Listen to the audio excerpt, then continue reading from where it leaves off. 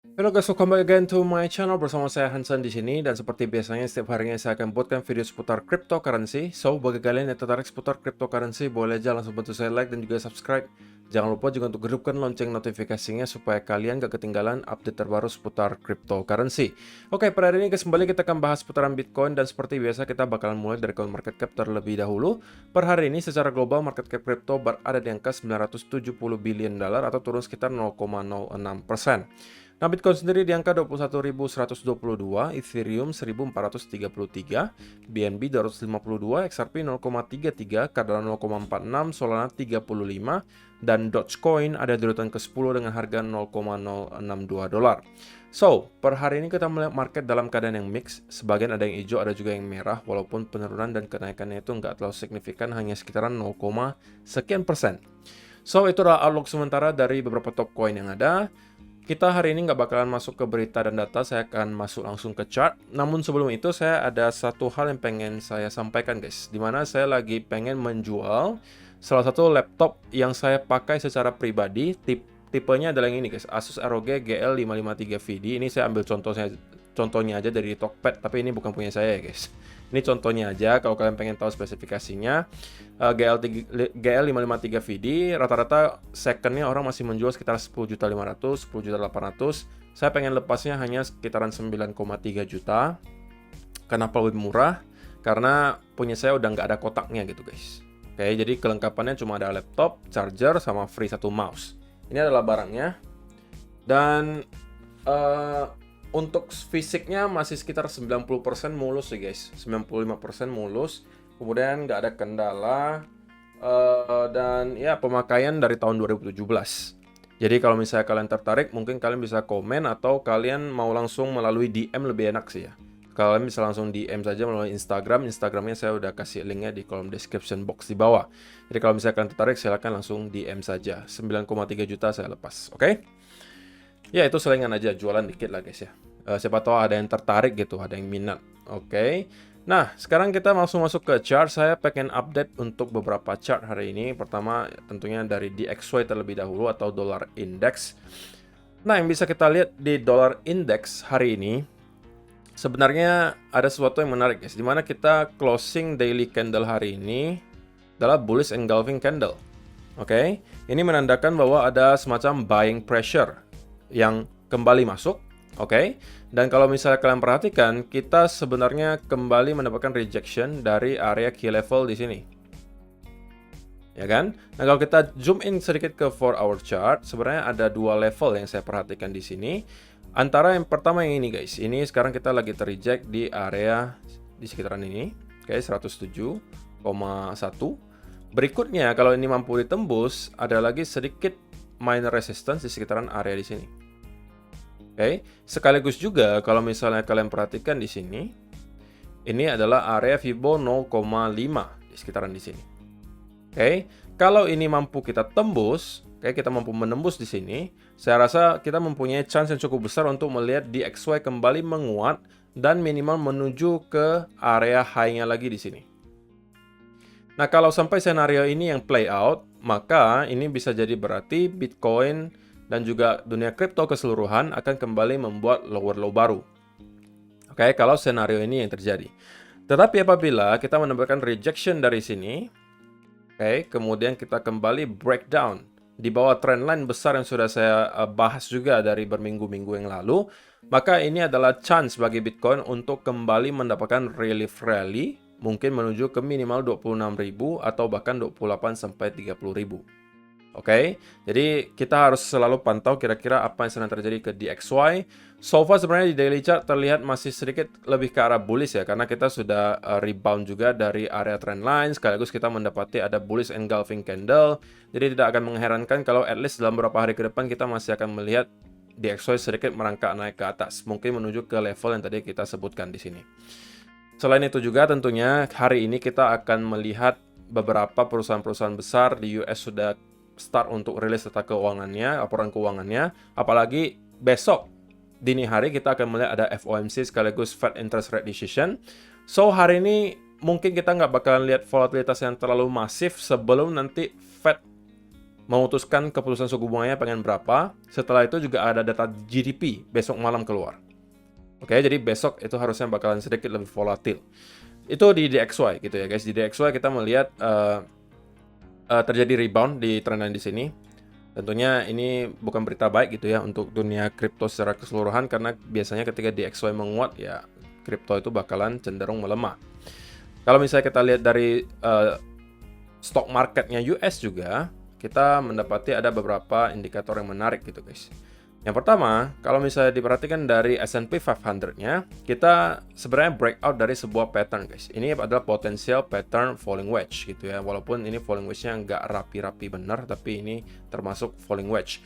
Dan kita sebenarnya mampu reclaim salah satu key level. Kalau kalian perhatikan, ini sebelumnya menjadi area resistance, di sini support, resistance, dan resistance. Nah, kali ini kita sudah mampu breakout di atas area tersebut, dan sekarang kita lagi dalam tahap retest. Nah, kalau misalnya kita mampu konsolidasi di sekitaran area di sini dan kemudian mendapatkan rebound dari sana, maka ini juga adalah berita baik bagi dunia kripto. Karena seperti yang kalian ketahui, stock market juga berkorelasi dengan kripto. Oke? Terutama lagi Nasdaq. Sebenarnya sama, Nasdaq juga sama. Nasdaq sudah mampu reclaim salah satu area yang cukup key gitu ya, di sini. Yang kalau kalian perhatikan dari sebelum-sebelumnya memang sudah menjadi area major resistance, support. Di sini kalau kalian lihat juga jadi resistance. Dan kali ini kita mampu break di atas resistance tersebut dan sekarang lagi mencoba nge-retest kembali area key level tersebut. Pertanyaannya, apakah semua yang terjadi di sini itu hanya sebuah fake out, oke? Ataukah kita akan mendapatkan rebound dari sini? Saya rasa kita akan temukan jawabannya dalam 1-2 hari ini, karena kemungkinan stock market juga akan lebih volatil ketika ada banyak perusahaan-perusahaan besar rilis laporan keuangannya. Sekaligus juga ada keputusan The Fed besok dan juga data GDP. Oke, jadi kita bakalan pantau juga kira-kira apa yang sedang terjadi nanti di stock market. Oke, sekarang kita masuk ke chartnya Bitcoin. Dan saya pengen mulai dari daily chart terlebih dahulu. Yang bisa kita lihat adalah di daily chart guys, seperti yang saya sampaikan di video kemarin, bahwa kalau misalnya kita pengen move lower atau misalnya pengen didorong terus ke bawah, saya pengen melihat daily chart itu closing di bawah area yang saya highlight ini dengan keadaan yang meyakinkan gitu. Oke, kalau misalnya kalian lihat candle kemarin, itu kita mendapatkan wick yang cukup panjang di sini, yang menandakan apa? Bahwa di sekitaran di sini banyak orang menunggu untuk membeli. Jadi ada sedikit buying pressure terjadi di sini. Oke. Ini juga memang kalau misalnya kalian tarik Fibonacci retracement di sini, kita udah bahas ini kemarin juga, merupakan area golden pocket atau 0,618 dari swing low ke swing high di sini. Dan ini adalah timing terakhirnya. Kemarin udah saya sampaikan juga di video, ini adalah timing terakhirnya. Kalau misalnya ini juga kita mampu tembus dan misalnya daily candle itu closing di bawah area di sini dengan cara yang meyakinkan gitu ya, maka menurut saya chance-nya cukup besar bahwa Bitcoin minimal gitu ya akan revisit ke area lower range di sini di sekitaran area 19.000 sampai 19.200-an gitu ya. Chance-nya cukup besar. Kita bisa nyampe ke area sana atau minimal kita nyampe lagi ke area 20.000. Oke, karena 20.000 tentunya merupakan angka psikologi. Namun kalau di daily chart sebenarnya kalian melihat yang lebih signifikan daripada 20.000 itu adalah di sini, di sekitaran 18.900 sampai 19.000 dolar. Oke, untuk sementara saya belum consider ini sebagai closing di bawah area yang saya highlight guys, karena di sini hanya tipis banget. Oke, dan saya masih bisa melihat di 4-hour chart bahwa kita masih bisa merangkak naik nih guys. Oke, sini kita mungkin masih bisa mendapatkan sedikit push lagi ke atas. Oke, kita mungkin bisa cek di time frame yang lebih kecil biar enak ya jelasinnya guys. Di sini. Oke ya. Nah, sekarang kita sedang kembali nge-retest area trendline yang sebelumnya tercipta di sini. Oke. Nah, saya udah sampaikan juga di video kemarin, kalau memang kita masih pengen untuk mendapatkan leg kedua ke atas, yang pertama perlu dilakukan oleh Bitcoin adalah kembali reclaim area key level di sini. Saya pengen ngelihat dia kembali naik seperti ini. Oke, kemudian konsolidasi di area ini. Nah, ini juga bisa menjadikan kita mendapatkan sebuah pattern, lagi-lagi adalah inverse head and shoulder, guys.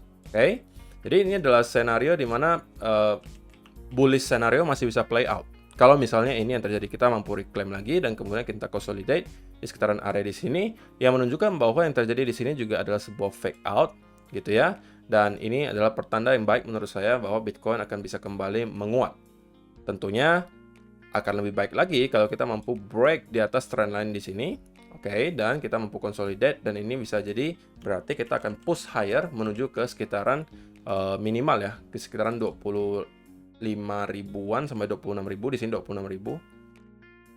Oke, atau bahkan 28 ribu. Oke, jadi itu yang perlu dilakukan oleh Bitcoin kalau kita pengen menuju ke area di sini, yaitu adalah reclaim dulu area key level di sini, guys. Oke, tetapi kalau misalnya nanti di daily chart kita kembali melihat bahwa memang Bitcoin sudah tidak mampu maintain area key levelnya di sini dan closing di bawah area ini, oke, mungkin saya akan sedikit flip ke arah bearish, oke, dan dari sana saya mungkin akan zoom in ke time frame yang lebih kecil, mungkin di 1 hour chart atau di 15 minute chart untuk melihat apakah ada bearish continuation pattern yang tercipta di sekitaran area di sini. Nah, itu bisa jadi potensial bagi saya untuk short. Gitu ya. Jadi sesimpel itu ya guys. Masih belum banyak yang berubah sebenarnya dari video kita kemarin. So far volume memang tidak terlalu besar juga, kita lihat dari semalam sampai hari ini volumenya terlihat cukup kecil. Kemungkinan besar juga masih banyak orang menunggu ya, sambil menunggu hasil dari FOMC dan juga Fed interest rate decision nanti. Jadi saya rasa sampai nanti malam kita nggak akan melihat pergerakan yang terlalu signifikan. Paling kita hanya akan ranging di sekitaran area di sini, sebelum pada akhirnya nanti market bakal memutuskan setelah The Fed sudah mengeluarkan statement dan juga keputusannya. Gitu ya. So, itu aja sih untuk hari ini guys. Terima kasih yang sudah menonton sampai selesai. Semoga bermanfaat video hari ini dan kita akan bertemu lagi di video yang berikutnya. Bye-bye.